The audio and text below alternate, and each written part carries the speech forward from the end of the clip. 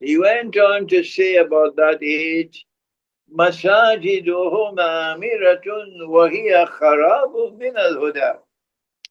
That the masajid, plural of masjid, would be grand structures, multi-million dollar buildings, but of guidance, devoid of guidance.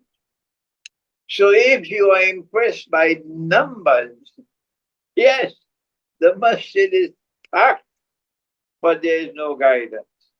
But then he went on to say about that age and these grand masjid filled with people, but no guidance. He said, Ulama'uhum, that the religious scholars of Islam at that time, the Maulanas, the Shuyukh, the Muftis, the Ustad, Ulama'uhum sharrun nas. They would be the worst of all people. Sharrun nas mimman tahta adib sama. The worst people beneath the sky. من عندهم تخرج الفتنة وفيهم تعود. They will be the centers of corruption responsible for the corruption of the Ummah. Our critics rush to argue this hadith is da'if. This hadith cannot be accepted. Whereas there are others of us who say, but this is exactly what we live with today. Our Prophet has spoken the truth. And so I am offering to you, Wahid, one possible explanation. And that is we are living today in the age prophesied by our Prophet that this day will come when the scholars of Islam will be the worst people beneath the sky. The question still remains, well, how did they reach to that status? What is it that caused them to become like this? Then one possible answer, when this cannot be an answer that is valid for all of them, one possible answer is that the way you make your bed, you'll sleep in it. The way you make your bed, you will sleep in it. If you betray the truth, one day you'll pay the price for that betrayal.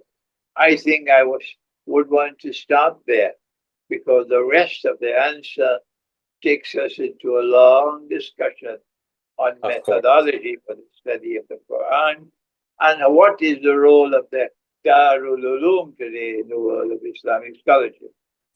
Okay. Let's jump to my next question. Thank you so much, Sheikh.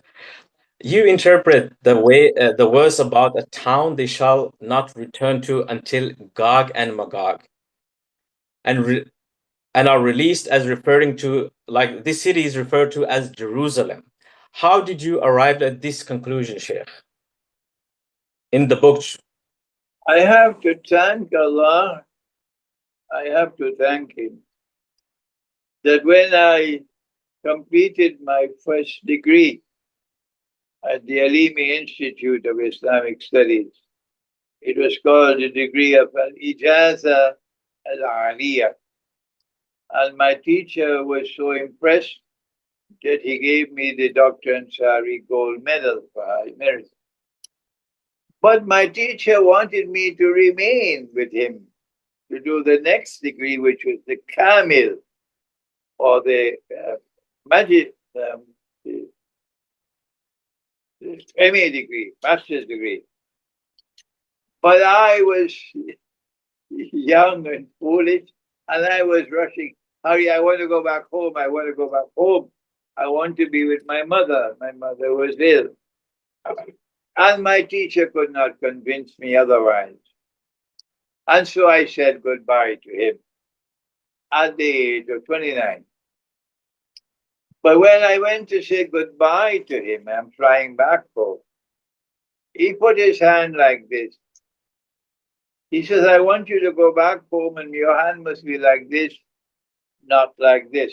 meaning don't go and become an imam in a masjid and giving khutbah. And once you give a khutbah they don't like, they fire you. So now you are now, because you are dependent on this salary, you have to dance to any tune they play. I want you to go and get a job, earn your livelihood independently. So you're going to have the freedom to do the work of Islam. So I went back to Trinidad at the age of 29 and I applied for a job in the foreign ministry. Allah guided me to do that. And I was interviewed for the job by a panel. And they said, yes, we would like to have you in the foreign ministry, but we want to send you back to university. We'll give you a scholarship to study international relations. That came from Allah. I didn't plan that. If I had not gone back to university to study international relations, I could not have written Jerusalem in the Quran. When I went back to university to study international relations, it was my good fortune that I didn't go to a British university. It was my good fortune I didn't go to an American university to study international relations and diplomacy and so on. Allah's kindness to me. I was spared that. The Trinidad and Tobago government had entered into an agreement with the Swiss government for the Graduate Institute of International Studies in Geneva, which is the oldest and most famous institution in Europe, to establish a branch in Trinidad to train diplomats.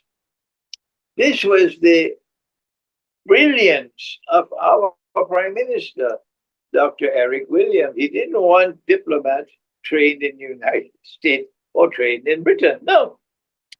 So when the Swiss government got the Graduate Institute to establish a branch in Trinidad, that institute ran this branch for an initial period of years until it was mature enough for the government of Trinidad and Tobago to appoint their own director, take over local control of the institute, which is for training diplomats for the whole Caribbean. And our Prime Minister showed such brilliance. He chose a man who was from Haiti, who had done his PhD at the Sorbonne in France, and who was anti-systemic in his thinking, like Haiti. Professor Dr. Leslie Manigat was no Yankee puppy dog.